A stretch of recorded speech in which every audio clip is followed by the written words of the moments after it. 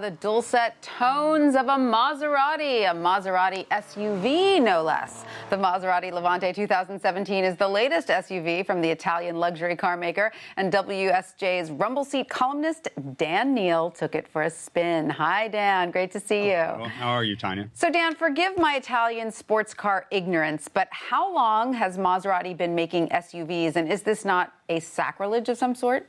First, no, I will not forgive your ignorance of Maserati.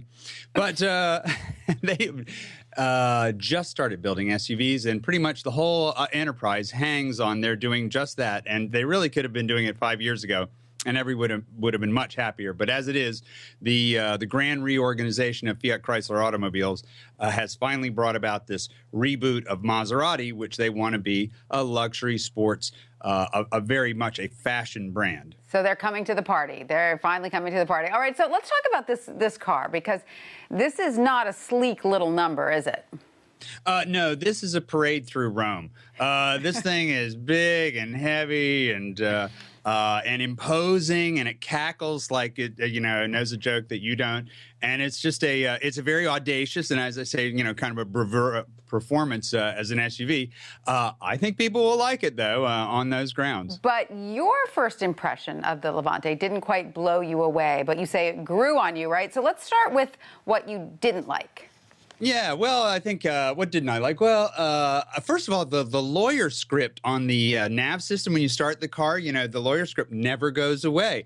That's kind of even my Honda Odyssey knows how to do that. So the gear shift is a little bit finicky. This thing came with giant snowshoes on it, which deranged a bit the handling and the ride.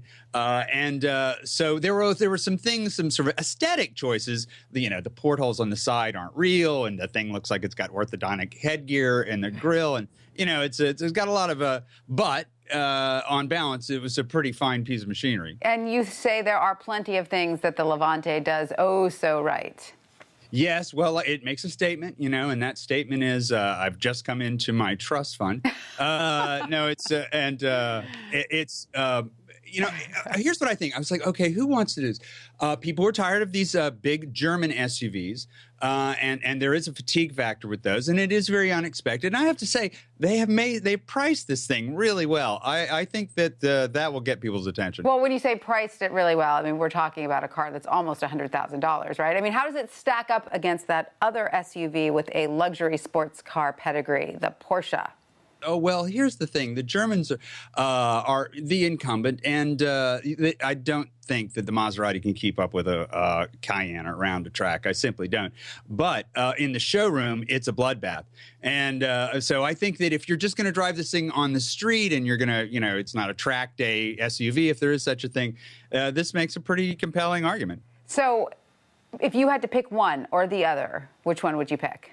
You know what's nice about this? Because of the weird industrial policy that FCA used to build it, it's almost 100% Italian. I mean, it's like Prada handbags aren't 100% Italian. This thing is a 100% Italian luxury good in sort of the old world style. I'm going to say on that basis alone, the Sprezzatura, I'll take the Maserati. I'll lease the Maserati. Did I say take? I meant lease. Right. Sounds good to me. But I'm just curious about all the other luxury brands that have SUVs now. Do they all? Jag, Bentley, Rolls? Is this de rigueur? It is, and you wonder what all these names now mean. All of these names come to us from a century of car building, and they're being, repackaged and brought in. Is there no unit sale they will forsake? It does name mean nothing. Can we finally say Maserati doesn't build tractors, for example? Would that be okay? No, you can't say that. No. Maserati builds tractors. Don't limit any of these brands, Dan. All right. Thank you so much for that. Thank you.